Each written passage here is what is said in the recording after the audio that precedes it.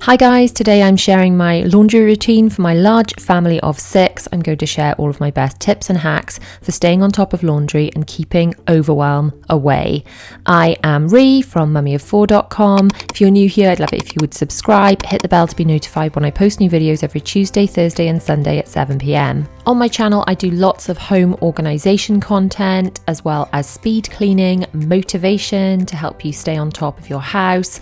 I do loads of haul videos, what we eat videos. I share lots of vlogs, as well as tips, tricks, hacks and advice to make your life easier as a busy mum. Now on to the laundry routine.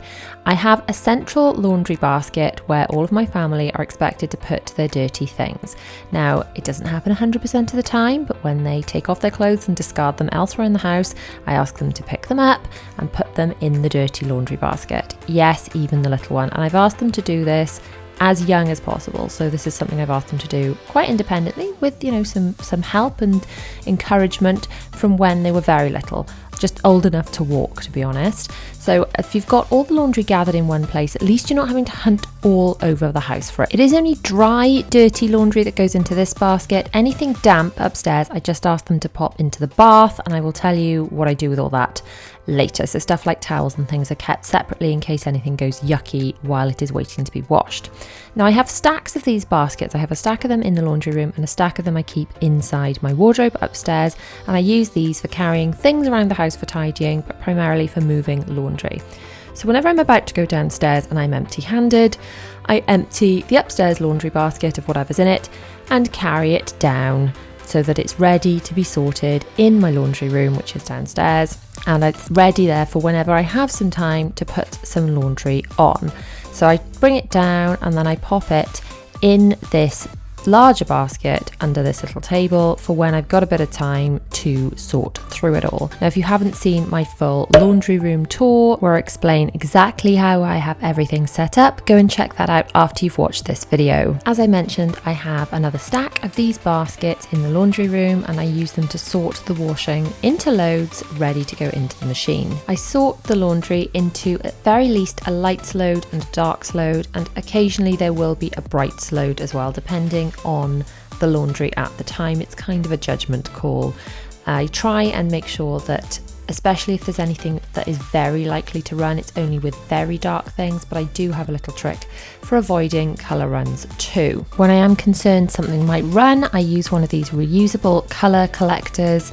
They are a little white cloth, they absorb any colour that runs, and then when they are finished with being used and they're a very dark grey colour, I just use them as a cloth for mopping up spills around the home. The damp, dirty laundry is stored separately from all this in a load of its own in this bottom basket here, and then I know that that is a priority load to go on because this is damp, and if it's not washed quite quickly, then mould could occur. So that damp stuff that we left in the bath earlier, whenever I'm coming down and my hands are empty, I bring it down and pop it into this basket. Before I can get laundry on, I have to empty the machine. I use 2 baskets and I sort things into tumble dryable and non-tumble dryable items.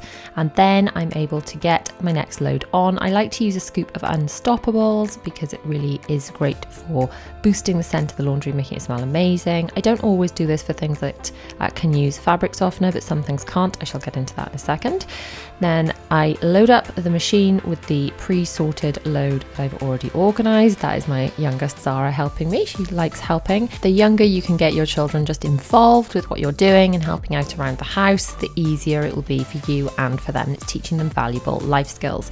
Now it's time to get some laundry detergent in. I really like this purple one from Method, so I'm just going to use 1 capful of that.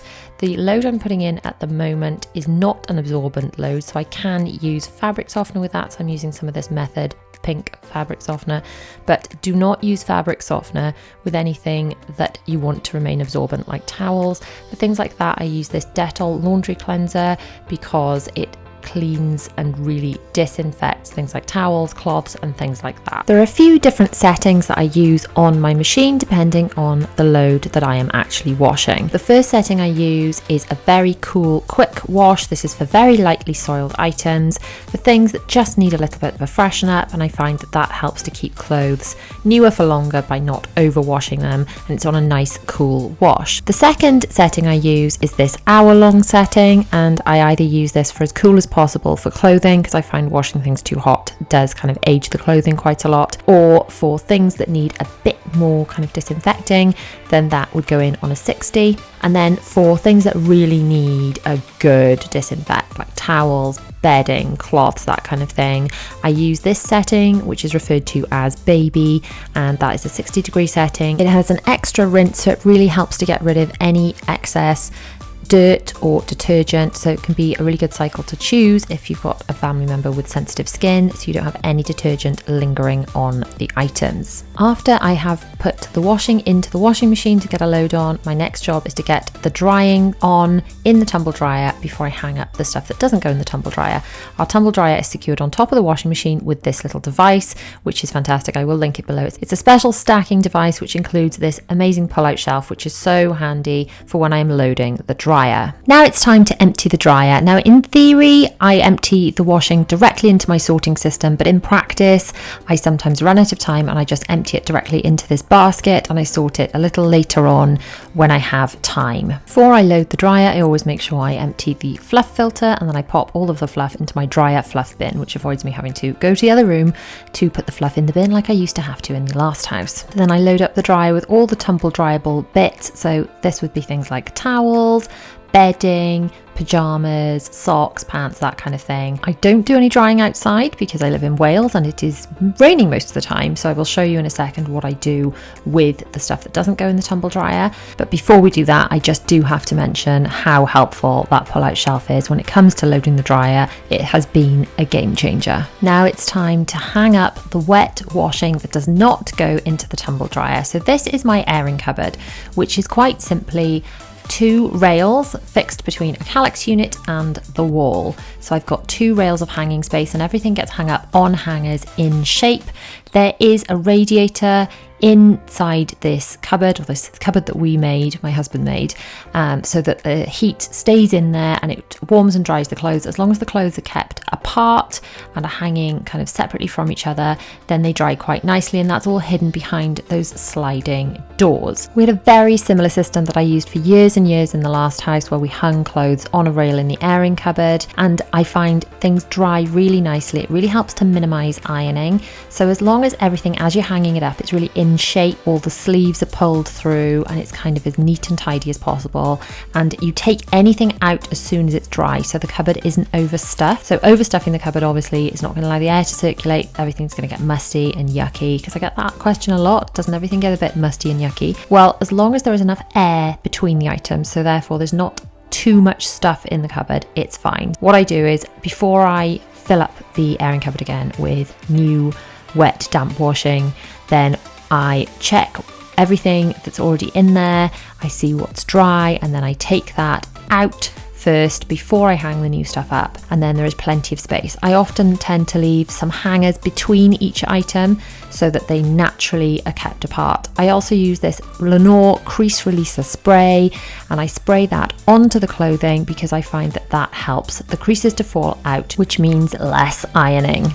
When it comes to sorting the clean, dry laundry out of the dryer, in theory, I'm supposed to take it directly from the dryer and sort it into the relevant person's box.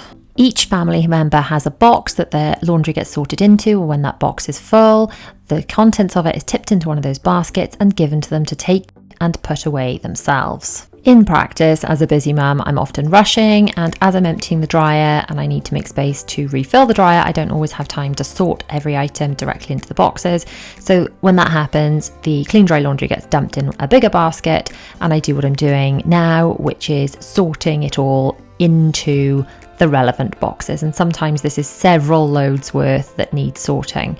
I do get the little ones involved in this as much as possible. It's a matching game, it's a sorting game, it's just finding what goes where and belongs to who, and they can help to put things in the relevant boxes. Zara is looking for little navy socks in this example that she is putting into that little basket.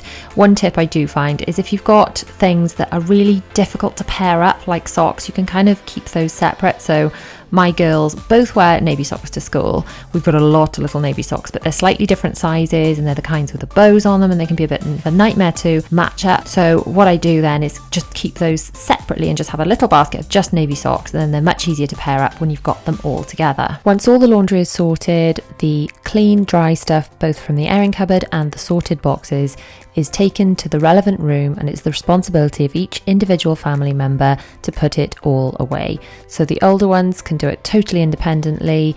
The little ones need either a little bit of encouragement or a little bit of support, but the storage is designed so they can reach it and access it and manage to put it away themselves to encourage independence and share the load of what needs to be done around the house. An absolutely game-changing tip for making your school run mornings go smoother is to organise your children's clothing by day and not by type when it goes away. Everything they need for the day is popped into one of these slots, including pants, socks, everything, and then school mornings are much calmer because everything has been organised on the weekend and we're not hunting round for things frantically. So the towels I actually store in my bedroom because our airing cupboard sort of doesn't lend itself to towel storage. So I've got a Calyx box for towels in my bedroom, which is pretty close to the bathroom anyway. Bedding is also stored in the bedroom where it will eventually end up on the bed because this just makes sense. It's exactly where you need it when you need to change the beds.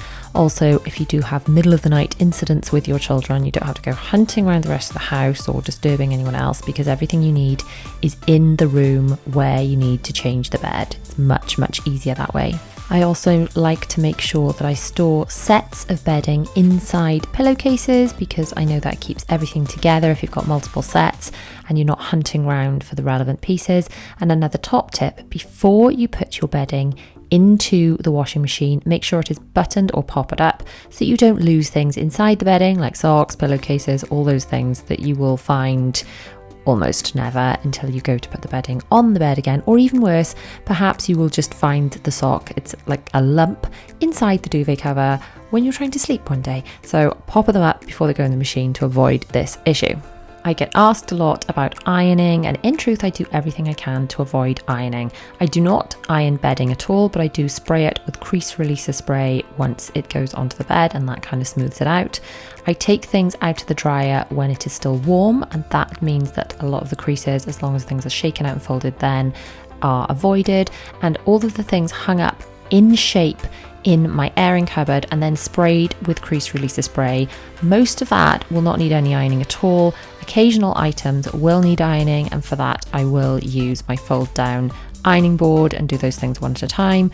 But I really do avoid ironing as much as possible by using these simple tricks. If I've got something that is a little bit creased and I just don't even have time because I'm running around like a mad thing, I will pop it in the dryer for literally a couple of minutes on a low setting, and that will release the creases. Now I'm going to hang up the bits and pieces. The left hand side of this wardrobe is my husband's wardrobe and the right hand side is mine. If you haven't seen it yet, after you finish watching this video, go and check out my wardrobe tour and organization hacks video because that shows you exactly how I organize my wardrobe, including loads of tips and tricks for maximizing small spaces.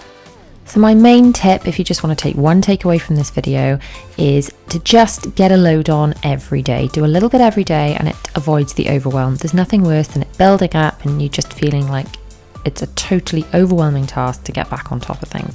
Do a little bit every day, even if the only bit of housework you do that day is to stick a load in the washing machine, then you've achieved something and the washing machine is working while you are doing other things. So thank you so much for watching. If you have liked this video, please give it a huge thumbs up. Do not forget to subscribe. Hit the bell to be notified when I post new videos every Tuesday, Thursday and Sunday at 7 p.m. There are 2 videos on screen, my latest video and another video that you may enjoy from my channel, so check those out. I shall see you guys very soon. Bye.